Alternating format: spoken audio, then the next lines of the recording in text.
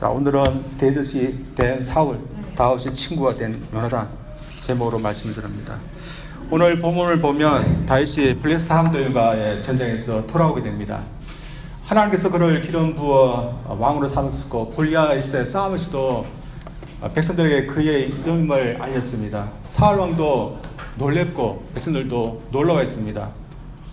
사울 왕은 더 이상 다윗을 집으로 돌려보내지 않고 자신 곁에서 계속해서 있게 했습니다. 이제 다윗은 그침없이 왕으로서 이제 등극할 것 같습니다. 그러나 다윗이 골리앗과의 싸움에서 승리하고 난 후 바로 왕이 되지는 못했습니다. 백성들부터 인정을 받고 사랑을 받았지만 그를 가로막고 방해하고 있는 사람이 있었기 때문입니다. 그 사람은 바로 사울의 왕이었습니다. 사울 왕은 다윗에게 자신의 왕위를 물려줄 의향이 전혀 없었던 사람이었습니다. 사울 왕은 다윗이 자신보다 더 백성들을 사랑을 받게 되자 더 이상 다윗을 아끼지 않아 있습니다. 자신의 왕위에 위협을 되는 그런 인물로 여겼습니다. 사울 왕이 온갖 방법을 동원해서 다윗이 왕이 되지 못하도록 방해를 하게 됩니다. 그러나 사울이 아무리 다윗을 방해하려고 했지만 다윗을 막을 수는 없었습니다. 그가 의도한 대로 된 것은 없었습니다. 오히려 역효과만 났습니다. 사울 왕이 막으랬던 인물은 다윗만이 아니었기 때문입니다. 사울 왕은 다윗이 아니라 하나님과 실제적으로 싸우고 있었습니다. 이길 수 없는 싸움을 사울은 하고 있지만 포기하지 않고 그들과 그 인생은 계속해서 내리막길로 달려가고 있었습니다. 그에게는 왕위를 물려주고 싶은 아들 요나단이 있었습니다. 요나단은 훌륭한 군인이었고 인품이 좋았던 그런 사람이었습니다. 사울 왕은 아들 요나단이 자신과 함께 힘을 합해서 왕위를 잘 지켜주기를 바랬습니다. 그러나 요나단은 그렇지 않았습니다. 오히려 사울의 왕의 마음도 몰라주고 오히려 위협적인 다윗과 우정의 관계를 맺어서 그를 돕는 그런 사람이 됩니다. 그래서 사울 왕과 요나단은 서로 다른 길을 걷게 됩니다. 같은 상황에 대해서도 사울 왕과 아들 요나단은 서로 다른 길을 취했던 것입니다. 이제까지 역사를 보면 사울 왕의 길을 갔던 사람들은 많지만 요나단과 같은 길을 걷던 사람은 별로 없는 것 같습니다. 모두 왕이 되려고 했지 왕이 되는 것을 포기하려고 한 사람은 별로 없습니다. 제대로 알고 있을 때 조선시대 때 태종 이방원이 어떻게 했습니까? 자신의 형제들을 다 죽이고 왕이 되려고 했습니다. 그리고 수양되고 있던 세조는 어떻습니까? 조카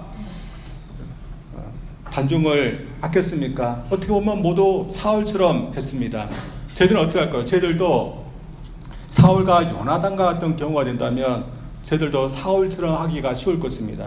그러나 다윗은 하나님이 새로운 왕으로 정하신 인물에게 요나단이 취한 길이 옳다고 성경은 저희에게 말하고 있습니다.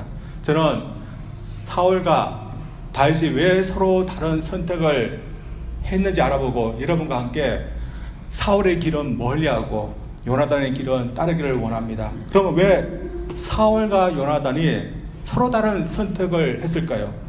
먼저 하나님과의 관계에서 그들은 달랐기 때문입니다. 사울 왕도 처음에는 하나님께 선택을 받고 하나님과 관계가 좋았던 그런 사람이었습니다. 그가 겸손하게 하나님을 신뢰하고 하나님과 원만한 관계를 맺었을 때는 모든 것에서 그는 형통한 사람이었습니다. 전쟁을 나가도 그런 전쟁에서 이겼고 백성들로부터 신임을 받는 그런 왕이 되어주셨습니다. 그러나 그가 하나님과의 관계에서 틀어지기 시작했습니다. 하나님께 순종하지 않았던 것이 문제였습니다. 결국에는 하나님과 멀어졌고 하나님으로부터 버림을 받게 됩니다. 그를 왕으로 세우신 분도 하나님이었고 왕이 되어오는 후에도 형통케 하신 분도 하나님이었습니다. 하나님과 친밀하고 인정받을 때는 그는 넉넉한 사람이 될 수 있었습니다. 하나님이 그에게 만족감을 주셨기 때문입니다. 그러나 그 서로 하나님 외에 인정을 받고 하려고 만족을 받으려고 했을 때 그는 아무것도 얻을 수가 없었습니다. 그래서 그가 하나님과 긴밀한 관계 속에서 있던 사람이었다면 그가 물러나고 다윗 왕이 되어도 그것을 받아들일 수 있는 마음의 여유, 넉넉함이 그에게 있을 것입니다. 그래서는 사울이 왜 자신의 왕에 대해서 집착하는 그런 사람이 되었을까? 그 원인은 하나님부터 주시는 그런 만족과 넉넉함 그에게는 없었기 때문입니다. 그런 왕위를 통해서라도 안정함을 누리기 원했습니다. 그래서 누구나 환영하고 기뻐해야 되는 그 자리에서도 기뻐하지 못하고 시기하고 미워하는 그런 사람이 되고 말았습니다. 그 상황이 사울과 다윗이 골리앗과의 싸움에서 큰 승리를 거두고 돌아오는 길에 있었습니다. 큰 승리를 거두고 돌아오는 길에 백성들이 나와서 환호를 하며 환영해 주었습니다. 얼마나 기쁘고 즐거운 자리입니까? 특히 여인들이 춤을 추고 노래를 부르면서 그들을 환영해 줬습니다. 그 노래가 무엇입니까? 사울이 죽인 자는 천천히요, 다윗은 만만이라면서 이렇게 노래 불렀습니다. 여인들이 사울이 죽인 자는 단지 천천히고 다윗은 만만이다, 그런 의미로 노래를 부르는 것이 아니었습니다. 당시에 간용어가 많다는 것을 표현하기 위해서 보통 쓰는 용어가 천천히와 만만이라고 그렇게 했습니다. 그래서 여인들은 사울과 다윗을 구분해서 사울보다 다윗이 훨씬 더 많은 공을 세웠다, 그런 의미로 노래를 부른 것이 아니었습니다. 두 영을 그냥 이런 관용 표현을 통해서 환영해 주었던 것 뿐이었습니다. 그래서 누구나 이 노래를 부르면서 환영하고 기뻐할 수 있었습니다. 그러나 이 자리에서 다윗을 칭찬하고 기뻐해 들어있던 이 사울, 그런 그 자리에서 기뻐하지 못하고 시기했습니다. 왜냐하면 사울의 마음에는 다윗을 받아줄 수 있는 그런 마음의 여유, 넉넉함이 없었기 때문입니다. 우리 마음도 마찬가지 같습니다. 우리 마음에 만족이 있고 넉넉하면 다른 것에 좀 부족해도 양보할 수 있고 참을 수 있고 또한 내줄 수 있습니다. 그러나 우리 마음이 그렇지 못하면 우리는 옹졸한 사람이 되고 그렇게 하지 못하는 사람이 되고 맙니다. 그리고 우리 사람은 가장 중요한 것에서 만족이 있어야 다른 것에 있어서도 양보할 수 있고 줄 수 있게 됩니다. 사울, 그가 가장 중요한 것을 받지 못하고 있었습니다. 바로 하나님으로부터 인정을 받지 못하고 있습니다. 그가 왕인데 하나님으로부터 인정을 받지 못하고 버림을 받고 있었으니 그에게 무슨 만족이 있었겠습니까?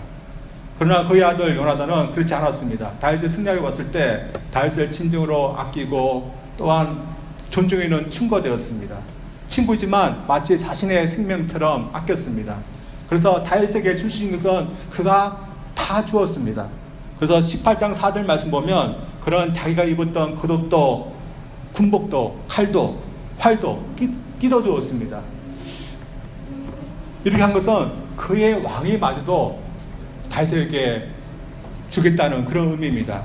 요나단이 사울이 다윗에게 비밀리에 기름을 부을 때 그 왕 삼는 것을 보지 못했습니다. 그래서 그가 어떻게 다윗이 새로운 왕이 일지 어떻게 알았는지 우리는 모릅니다. 그러나 그런 다윗의 인품이나 행동을 통해서 다윗이 하나님의 택하신 왕이다, 이것을 점점 알게 되었던 것 같습니다. 그래서 처음에는 친구로 알았지만 이 친구가 왕이라는 것을 점점 느끼고 알았던 것 같습니다.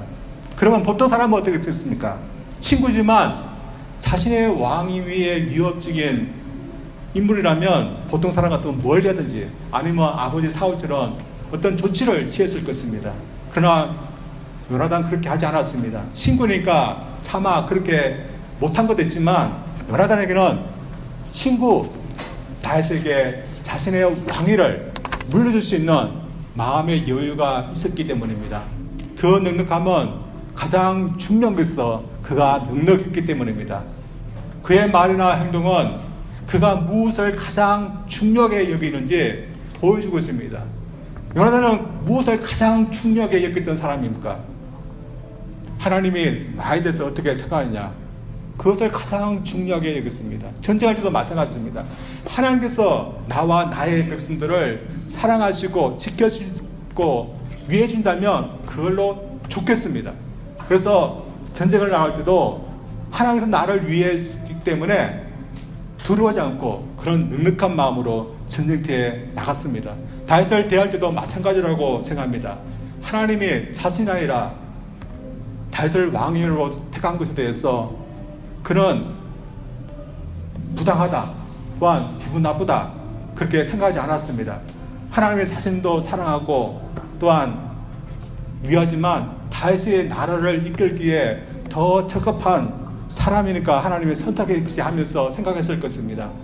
하나님을 믿는 믿음이 있었고 하나님의 사랑을 받는 그 넉넉한 마음이 있기 때문에 자신이 꼭 왕이 안 되어도 그런 기분 나빠하지 않았습니다. 보통 사람 같으면 기분 나쁘고 위협한 그런 상황이라고 생각할지라도 요나단 그에는 하나님을 사랑하는 그런 마음이 넉넉했고 또 하나님을부터 받는 그런 사랑이 넉넉했기 때문에 그런 그 모든 것을 부정적으로 생각하지 않았습니다. 도리어 긍정적으로 생각할 수 있는 그런 마음을 가질 수 있었습니다. 저도 요나단 같은 상황이 있었습니다. 제가 중고등학교 다닐 때였습니다. 저는 조금 웃자랐습니다. 그래서 중학교 때 이미 키가 다 커버렸습니다. 친구들은 고등학교 다닐 때도 키가 점점 커가는데 저는 딱 멈추었습니다. 당시 중고등학교 때 여러분 다 그렇지만 외모에 대해서 굉장히 민감합니다. 특히 남자들은 키에 대해서 민감합니다. 그래서 이 키에 대해서 민감한데 어른들은 그것을 잘 몰라주었습니다. 제가 가끔씩 저희 부모님과 같이 기도원에 가고 했는데 그 기도원에 부모님이 가까이 지내시는 그런 분들이 계셨고 저도 알고 제 동생도 알았습니다. 근데 기도원에 갈 때마다 그분들이 저와 제 동생을 비교하는 겁니다. 제 동생이 처음에는 키가 작았는데 중학교 고등학교 올라와서 키가 많이 커졌습니다. 그걸 보면서 칭찬하기 위해서 그렇지만 제보다 동생이 키가 더 크다고 그리고 더 잘생겼다고 그런 말을 하는 것입니다. 이 말 들으면 기분 나쁜 겁니다. 왜 제가 기분 나빴을까요? 제가 만약에 키가 175로 이상만 돼서도 기분 나쁘지 않았을 겁니다. 근데 가뜩이나 키가 작다고 생각하는데 비교를 하니까 기분이 나빴던 것입니다. 근데 제가 5년 전에 한국에 들어가서 제 동생 안조식에 참여할 때 친척분들이 또 그런 말을 하는 겁니다. 동생이 주인공이니까 동생을 이렇게 하기 위해서 이렇게 하지만 좀 기분 나쁠 말을 했습니다. 제 동생은 얼굴 하얗지만 혀가 왜 이렇게 검냐? 동생은 왜 이렇게 날씬하대 혀가 왜 이렇게 뚱뚱하냐? 뭐 그런 비슷한 얘기를 했습니다. 제가 기분 나빴을까요? 조금 기분 나쁘지만 크게 기분 나쁘지는 않았습니다. 왜냐하면 더 이상 외모, 키 저는 크게 이미 포기했고 그렇게 중요한 것이 아니기 때문입니다. 그러나 만약에 제가 설교를 하는 것 갖고 동생과 비교했다면 저는 굉장히 마음이 상했을 것입니다. 제게는 이것이 더 중요하기 때문입니다. 이런 면에서 우리 그리스도인은 어떤 상황에서도 넉넉할 수 있는 사람이 되었습니다. 그러나 만약에 내가 그리스도이지만 나에게 넉넉함이 없고 만족감이 없으면 우리가 반드시 넉넉해야 되고 만족해야 될 부분에서 우리가 그렇지 못한 것 같습니다. 우리나 여러분이나 저희들은 어떤 부분에서 가장 만족을 느끼며 살아야 됩니까? 그것은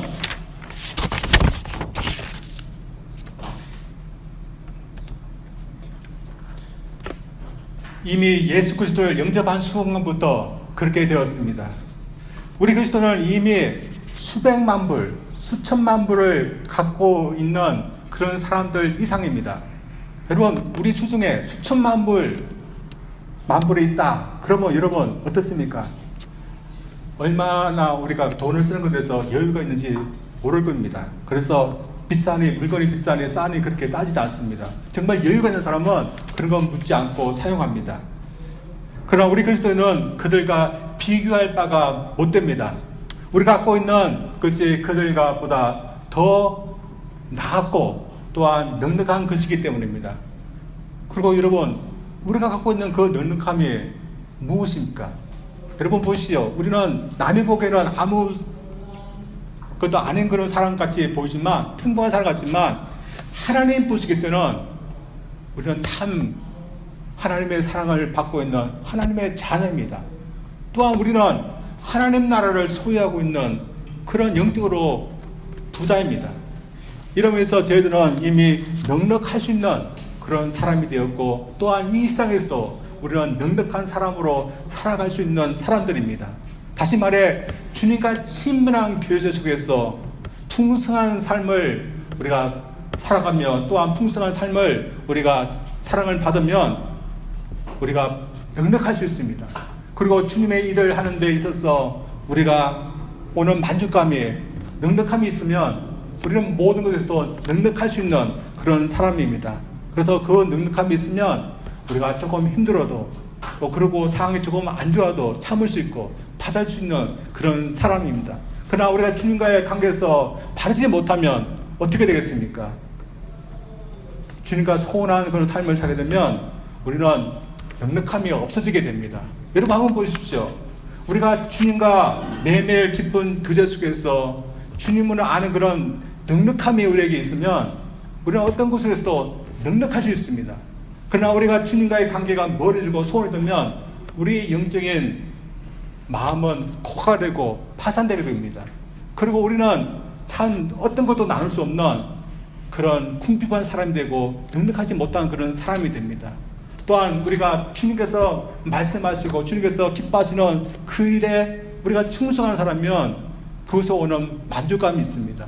그리고 그 만족감이 우리를 알고 넉넉하게 합니다. 그래서 여러분 우리가 이런 넉넉함을 위해서 여러분 주님과 깊은 교제의 삶 여러분 그 호감에서 여러분 넉넉함을 누리시기 바랍니다. 그리고 주님께서 말씀하신 무대 여러분 충성해 보십시오. 그럼 여러분 가운데 넉넉함이 있습니다. 주님께서 인정하시고 주님께서 알아주시면 우리가 넉넉한 사람이 될 수 있습니다. 그래서 우리가 그 넉넉함으로 남에게도 나눠주시고 양보할 수 있고 또한 기뻐할 수 있는 그런 제자들 되기를 주님으로 축원드립니다. 두 번째로 사울과 요나단이 다른 길을 갔던 이유는 믿음의 실천에 있어서 달랐기 때문입니다. 사울 왕과 요나단은 같은 처지에 있었습니다. 다윗이 다음 왕이 될 것이라는 사실에서 그들은 똑같은 처지에 있었습니다. 그러나 사울 왕은 다윗을 제거하려 했고 요나단은 다윗의 편에 서서 그를 도우려고 했습니다. 보통 인간에서는 사울 왕의 그런 길이 옳은 것입니다. 자신의 왕위를 위협하는 그런 세력이 있으면 조기에 제거하는 것이 맞습니다. 역사를 보면 위협적인 그런 인물인데 그대로 내버려 두었다가 훗날에 좋지 않은 그런 일을 당하는 일들이 종종 있었습니다. 지금 다윗이 사울 왕보다 더 인기가 있고 더 사랑을 받는 그런 입장에 있습니다. 그대로 두면 사울 왕의 말처럼 다윗 왕이 훗날 왕이 되는 것입니다. 그래서 요나단이 친구라는 이유로 다윗을 덮는다는 것은 어리석은 일일 것입니다. 그러나 성경은 사울 왕의 행동이 잘못되었고 다윗을 도왔던 요나단의 행동이 용기 있다고 말하고 있습니다. 이것은 다윗을 하나님께서 왕으로 선택하셨기 때문입니다. 하나님이 사울은 버리고 다윗은 왕으로 선택했기 때문에 사울 왕은 아무리 싫어도 다윗이 왕이 되도록 해야 했으며 다윗은 왕으로 선택했기 때문에 사울 왕을 아무리 싫어도 요나단이 다윗이 왕이 되도록 돕는 것을 막지 말아야 됐습니다. 그러나 문제는 사울이나 요나단이나 다윗이 하나님의 선택하신 새로운 왕이라는 것을 알아냅니다. 여러분 어떻습니까? 이들은 다윗이 새로운 왕이라는 것을 인정했고 그리고 알았습니다. 그러나 다 알았음에도 불구하고 차로 왜 계속해서 다윗을 제거하려고 했고 요나단은 다윗을 도우려고 했던 것일까요? 결국에는 자신이 알고 믿었던 대로 행했느냐 안 했느냐에 달려 있습니다. 솔직히 사울 왕은 자신이 하나님부터 버려진 사실에 대해서 무척 괴로워하고 있었습니다. 그런데 하나님께서 자신이 아직 살아있는데 이미 다른 왕을 세웠고 그 왕이 자신의 눈에 앞에 나타났고 백성들로부터 더 많은 그런 인기를 얻고 존경을 받고 있었습니다. 여러분 어떻습니까? 이런 상황. 시기 질투나는 것은 당연할 그런 마음인지도 모릅니다. 그리고 이 다윗만 없으면 좋겠다 그런 마음 드는 것도 당연할 수도 있습니다. 그러나 이것은 하나님의 섭리는 전혀 인정하지 않는 사람들이나 하는 행동입니다. 하나님의 섭리가 이미 하나님의 자신이 아니라 다른 사람을 왕으로 세우신 것이라면 하나님의 섭리를 고려해서 행동해야 됩니다. 다시 말해 아무리 자신이 왕이 되는 것이 싫어도 하나님께서 사울에게 이제 왕에서 내려오라 하시면 내려와 하는 것입니다. 그리고 새롭게 하나님께서 세우신 왕이 사람들로부터 마음을 얻고 그가 점차 왕이 되는 모습을 보여도 인정하고 따르는 모습을 보여야 됩니다. 그래서 만약 그가 하나님의 섭리를 인지하고 따랐다면 어떻게 되었을까요? 오늘 본문 말씀까지부터 시작되는 비참한 모습 보이지 않았을 것입니다. 어떻게 보면 그가 하나님의 말씀을 듣고 팽민이 되었다. 다시 사울왕을 제거하지 않았을 것입니다. 어떻게 보면 평범한 삶으로 편안하게 여생을 마감했을지도 모릅니다. 그러나 이것이 사울왕에는 절대 쉽지 않은 일이었습니다. 자신이 다윗을 미워하고 해하려고 하면 할수록 다윗이 아니라 자신의 삶이 망가지는 것을 보았음에도 불구하고 이것을 포기할 수 없었습니다. 이것은 많은 사람이 그런 것 같습니다. 어떤 수도사가 있었습니다. 광야에서 홀로 수도 생활을 하고 있는 그를 마귀가 유혹을 해서 수도를 생활하지 못하도록 이 방해를 하려 했습니다. 그래서 유혹을 했습니다. 처음에는 여색으로 이렇게 유혹을 했습니다. 남자들 여색을 보면 유혹하기 당하기 쉬운데 이 수도사는 꿈쩍을 하지 않았습니다. 그래서 물질로 유혹을 했습니다. 그러나 그럼에도 불구하고 움직이지 않는 것입니다. 그래서 화려하니까 맛있는 음식, 세상에 재미있는 것을 보여주었습니다. 그래도 그런 꿈쩍하지 않았습니다. 그러나 그에게도 약점이 있었습니다. 그 약점이 무엇이겠습니까? 그에게는 동생이 있었습니다. 그도 그 동생도 자신과 같은 똑같은 그런 주교였습니다. 성당에 보면 주교였는데 자신이 맡았던 그 성당의 동생이 주교가 되었고 더 많은 사람들로부터 인기를 얻고 존경을 받는 모습을 보여줬습니다. 그리고 이 동생이 자신보다 더 승진해서 그 지역을 총괄하는 그런 주교가 되는 장면을 이 수도사에게 보여주었습니다. 지금까지는 아무런 반항을 하지 않고 꿈쩍도 안 했던 이 수도사가 자신의 동생이 자신보다 더 잘되는 모습을 보였을 때 그 마음속에서 분노와 시기가 들끓기 시작했습니다. 수도사지만 자신보다 자신의 동생이 더 잘되는 모습을 차마 볼 수는 없었던 것입니다. 여러분, 우리 인생, 우리 사람 다 그런 것 같습니다. 그래서 이 사울을 보면서 아무 잘못도 없는 왜 다윗을 왜 괴롭히고 제기하려고 했는가, 우리 쉽게 단정할 수는 없는 것 같습니다. 그럼에도 불구하고 사울도 그리고 우리도 그러한 상황이 된다면 하나님의 섭리라면 아무리 시기가 난다 할지라도 겸허히 하나님의 섭리를 따를 수 있어야 된다고 믿습니다. 그리고 그런 것을 할 수 있는 것이 믿음의 행동입니다.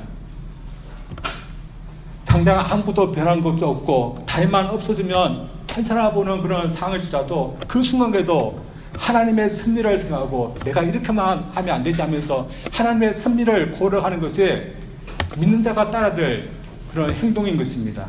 그리고 그것에는 반드시 그것을 하고자 하는 그런 의지가 있어야 됩니다. 저희들 어떻게 보면 이 사울과 요나단 같은 그 상황에 속에서 우리도 살아가고 있다고 생각합니다. 왜냐하면 저희들 삶에도 언제나 하나님의 섭리, 하나님의 뜻, 하나님의 인도하심이 계속해서 있기 때문입니다. 하나님의 그런 인도하심과 섭리, 하나님의 뜻은 하나님의 말씀으로 성령의 감동하심으로 혹은 믿음의 형제자매들의 믿음의 근유로 우리에게 주어줄 수 있습니다. 그래서 우리에게는 어떤 하나님의 섭리도 하나님의 뜻도 하나님의 인도하심도 없는 것이 아닙니다. 대부분의 선교사님들이 선교지를 떠날 때 하나님의 섭리를 믿고서 떠납니다. 자신들이 결정하고 떠나는 것 같지만 대부분의 선교사님들은 그곳에 가는 것이 하나님의 섭리라고 그렇게 믿고서 갑니다. 그래서 선교지에 여러 가지 어려움이 있지만 하나님께서 그곳에서 일하게 하시고 영혼을 구원케 하신 것이 하나님께서 자신에게 향하는 그런 섭리라고 믿기 때문에 그 섭리에 충성하려고 합니다. 그리고 대부분 선교사님들이 하나님의 섭리에 충실하는 것으로 되게 보람을 느낍니다.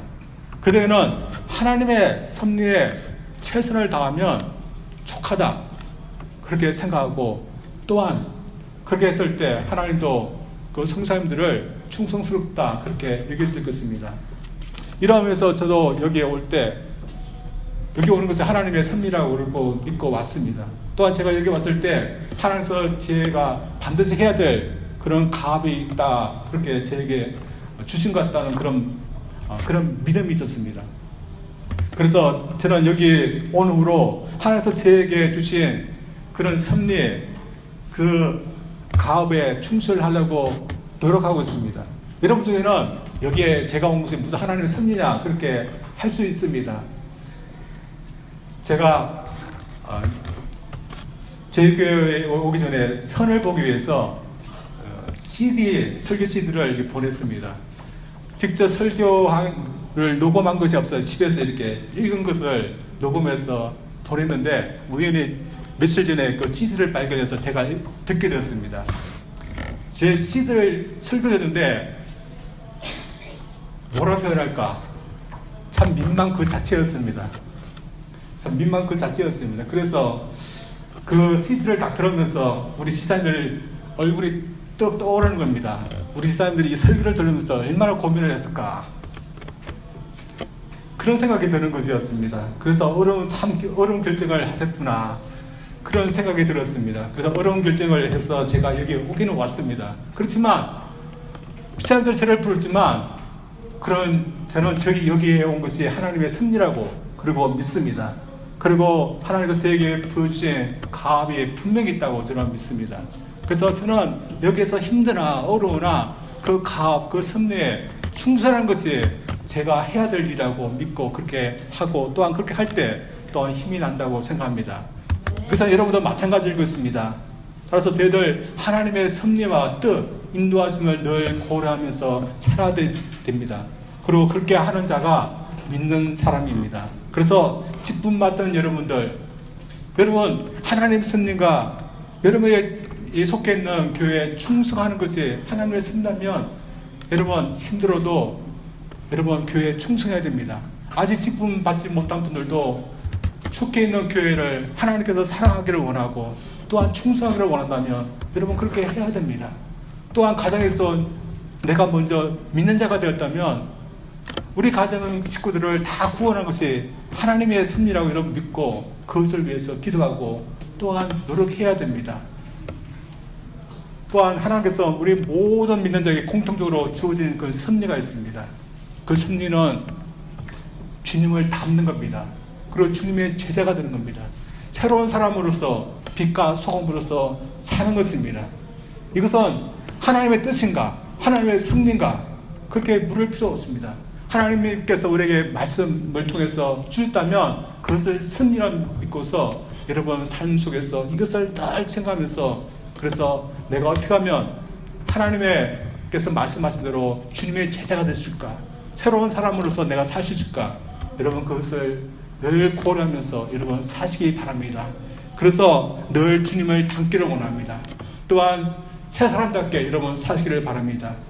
그래서 이제는 하나님의 섭리를 늘 고려해서 그 섭리에 충성할 수 있는 저희들 되기를 원합니다. 그리고 그 섭리에 충성하는 자는 반드시 하나님께서 귀한 것으로 넉넉한 것으로 우리에게 갚아주실 줄 믿습니다.